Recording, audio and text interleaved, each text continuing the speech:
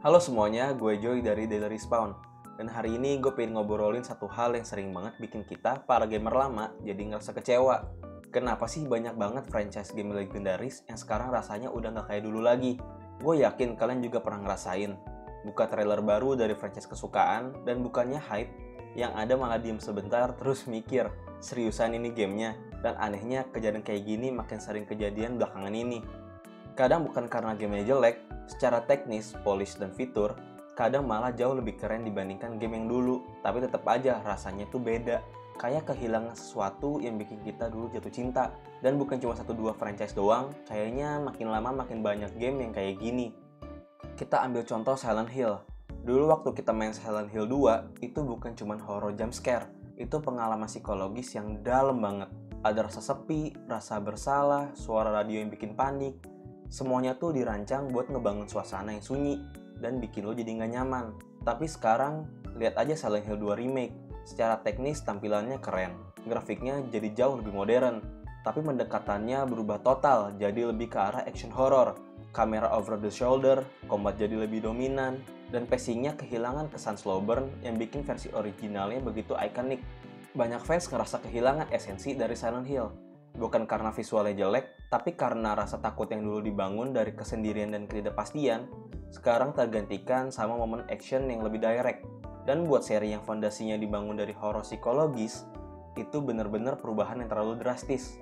Contoh lain bisa kita lihat dari DMC Devil May Cry rilisan 2013. Jadi waktu itu Capcom ngasih Ninja Theory tanggung jawab buat ngebuat ulang seri ini. Mereka bener-bener rombak total. Desain Dante diubah drastis. Dari karakter flamboyan yang penuh gaya, jadi cowok edgy dengan sikap sarkastik. Combatnya masih stylish, tapi tone-nya berubah total. Masalahnya bukan cuma desain atau gaya rambut. Masalahnya adalah, karakter ini udah punya identitas kuat di mata fans. Dan waktu itu dirombak, ya fans jadi ngerasa kayak kehilangan teman lama. Akhirnya Capcom balik lagi ke jalur lama di DMC5. Dan reaksi fans, gila langsung meledak senengnya. Kadang, perubahan yang niatnya buat bikin fresh, justru malah bikin retak hubungan antara game dan playernya. Karena di balik desain karakter, ada memori dan juga ada chemistry yang udah lama kebangun. Tapi nggak semua perubahan harus gagal kok. Kita bisa lihat contohnya di Resident Evil. Setelah ngelewatin masa-masa absurd di RE5 dan RE6 yang lebih mirip game action ketimbang survival horror, Capcom sadar kayak mereka udah kelewatan kejauhan. Dan mereka mutusin buat balik lagi ke akar. RE7 dan RE8 jadi game first person horror yang fokus ke atmosfer, keterbatasan peluru, dan rasa takut yang nyata. Ini bukti bahwa perubahan bisa berhasil, asal kita harus tahu dulu fondasi awalnya itu apa. Contoh selanjutnya ada The Legend of Zelda Breath of the Wild. Secara struktur ini beda jauh banget sama formula Zelda klasik. Tapi anehnya fans justru nerima banget. Karena walau dunianya terbuka luas dan desainnya modern, rasa eksplorasi, rasa petualangan, dan sense of wonder yang jadi jiwa dari Zelda masih dijaga banget.